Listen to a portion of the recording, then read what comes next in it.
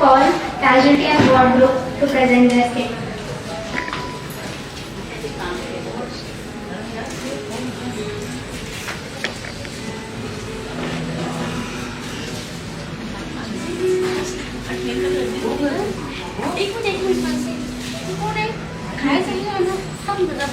काय सांगू तुम्हाला, चप्पल चावली होती परवा दिवशी. अरे बापरे, हो, ती घरीच पट्टी करून करून करून तुझा तो माडत नाही. काय करू समजत नाही. अहो पण याच्यामुळे तुम्हाला काही त्रास होत नाही का? होतोय पण आता करणार काय. काय आजार आहे का तुम्हाला? शुगर वगैरे काय? शुगर म्हणजे साखर म्हणजे काय? हो. हो हो आहे. हे 2 वर्षापूर्वीचे. त्याच्यात किती असते तुमची साखर? ते 300 350. अरे बापरे, ती तर खूप आहे. त्याच्यासाठी तुम्ही कोणत्या डॉक्टरना दाखवत नाही का? नाही, काय माहितीच नाही त्याच्यातलं. पण मला तर ना मानसिक हे डायबेटिक फूड वाटते. हो हा, म्हणजे डायबिटीज. मला डायबिटीस आहे, त्याच्यामुळे तुम्हाला जखम झाली आहे, त्याच्यामुळे तुम्ही दुर्लक्ष केलं, त्याच्यामुळे ती जखम वाढलेली ते ना तर डायबेटिक फूड म्हणतात. म्हणजे मला सांगाल का डायबिटीज फूड म्हणजे काय? एक मिनिट थांबा.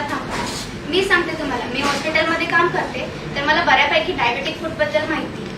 पहिली गोष्ट तर तुम्ही जखम लागल्यावर दवाखान्यात का नाही गेलात?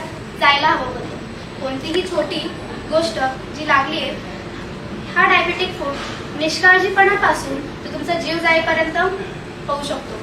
जसं की आता जर तुम्हाला जखम लागली, दुर्लक्ष केलं, जसं तुम्ही बोललात तुम्हाला साखर पण आहे आणि ती पण 300 400, म्हणजे ती खूप जास्तच आहे. ती जखम हळूहळू चिघळत जाणार. पहिलं तर ती तुमच्या त्वचा, त्याच्या स्किनचा लेअर तो तोडणार, मग सबक्यूट लेअर पर्यंत पोहोचणार, मग हळूहळू ती तुमच्या हाडांपर्यंत जखम, मग त्याच्यामध्ये जंतू किटाणू वाढणार, तुमचा पाय खूप जास्त सुजणार, अंग दुखणार, ताप येणार. पण मग तुम्ही तोपर्यंत तुम्ही काहीच गोष्ट करणार नाही. मग ज्या टायमिंगला तुम्हाला वेदना सहन नाही होणार, त्यानंतर तुम्हाला आठवणार ते म्हणजे डॉक्टर. तोपर्यंत तर वेळ गेलेली असणार. एक तर झालेलं असणार तुम्हाला गँग्रीन, नाहीतर मग आलेली असणार वेळ अँप्युटेशनची. समजलं? सो जखम झाल्यावर त्याची योग्य काळजी घ्या, नाहीतर इव्हेंच्युअली डायबेटिक फूड होण्याची शक्यता असते. त्यामुळे निष्काळजीपणा टाळा, काळजी घ्या. धन्यवाद.